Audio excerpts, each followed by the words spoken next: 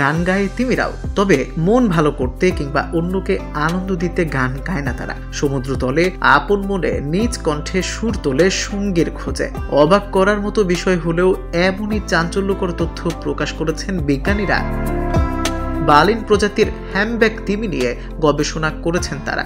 সম্প্রতি করা নতুন গবেষণাটিতে দেখা গেছে হ্যামব্যাক তিমির গান মানুষের যোগাযোগের অনুরূপ কাঠামোগত প্যাটার্ন অনুসরণ করে থাকে। গবেষকদের দাবি, এই প্রজাতির তিমি শরীরের বিশেষ এক ধরনের ভয়েস বক্স বা স্বরের মাধ্যমে পানির নিচে গানের মতো শব্দ তৈরি করে থাকে। এই শব্দের মাধ্যমেই তারা সঙ্গীর সঙ্গে যোগাযোগ করে। নতুন গবেষণাটি শিশুরা কিভাবে মানুষের সঙ্গে কথা শুনে শব্দ আবিষ্কার করে তার উপর ভিত্তি করে তৈরি পদ্ধতিগুলোকে হ্যামব্যাক তিমির উপর রেকর্ডিং এ প্রয়োগ করে। সেখান থেকেই কিছুটা একই ধরনের পরিসংখ্যানগত কাঠামো উন্মোচন করেন বিজ্ঞানীরা।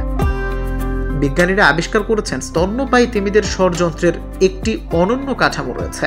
এই কাঠামোটিতে তারা কথা বলা এবং সঙ্গী খোঁজার কাজে ব্যবহার করে। এই বিষয়ে গবেষণা করতে গিয়ে ইউনিভার্সিটি অব সাউদার্ন ডেনমার্কের গবেষকরা হ্যামব্যাক তিমির রেকর্ডকৃত শব্দ বিশ্লেষণ করেছেন এবং এই শব্দ তৈরি করতে স্বরযন্ত্রের মধ্য দিয়ে কিভাবে বায়ু প্রবাহিত হয় তা উদ্ঘাটন করেছেন তারা। তিমির টিকে থাকতে শব্দের বিকল্প নেই।